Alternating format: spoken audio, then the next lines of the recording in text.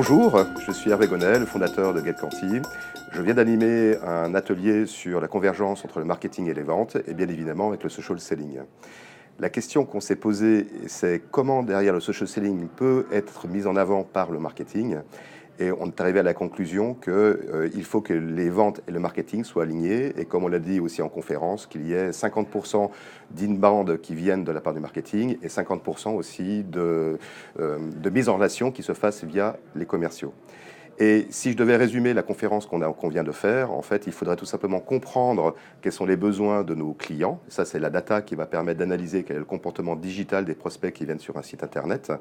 Une fois qu'on a fait ça, c'est de pouvoir mieux cibler quels sont exactement les prospects qui sont les plus chauds, pouvoir les scorer. Et une fois qu'on a transmis ceci, c'est les donner en fait aux commerciaux qui vont pouvoir agir via une démarche de social selling, prendre directement contact avec eux via LinkedIn, par exemple, et après mesurer quel est le ROI de la campagne marketing de manière globale. Si je devais résumer un petit peu la vision que l'on a chez GetQuanti sur comment le marketing et les ventes vont pouvoir interagir ensemble, on vient de s'apercevoir que déjà il y a une notion très importante qu'il faut définir, c'est qu'est-ce que c'est qu'un leads. Qu'est-ce que c'est qu'un leads défini par le marketing? Qu'est-ce que c'est qu'un leads défini en fait par des commerciaux? Et ce leads-là, il va passer par une notion qu'on appelle de scoring. Le scoring, c'est un ensemble de signaux digitaux émis sur les sites internet et les réseaux sociaux qui vont permettre de savoir que c'est vraiment à ce moment-là qu'il faut contacter la bonne personne. Autant le scoring, c'est quelque chose que l'on sait déjà faire au niveau de chez GetQuanti, autant au niveau de social selling, doit se poser la question de comment est-ce que je fais pour cibler les bonnes personnes lorsque je vais tout simplement chercher tout seul, je suis commercial, les informations sur LinkedIn.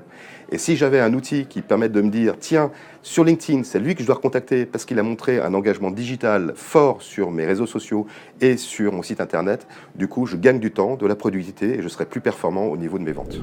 L'année prochaine, ce serait vraiment génial si on pouvait faire en sorte que le social selling soit aussi associé en fait au marketing selling, parce que quand on parle de selling, on parle de vente, mais s'il n'y a pas eu de marketing, du contenu qui a été créé en amont, et donc du marketing, finalement, les deux n'ont pas de sens. Donc, ce que je rêverais, c'est qu'on fasse un marketing social selling et un social marketing selling.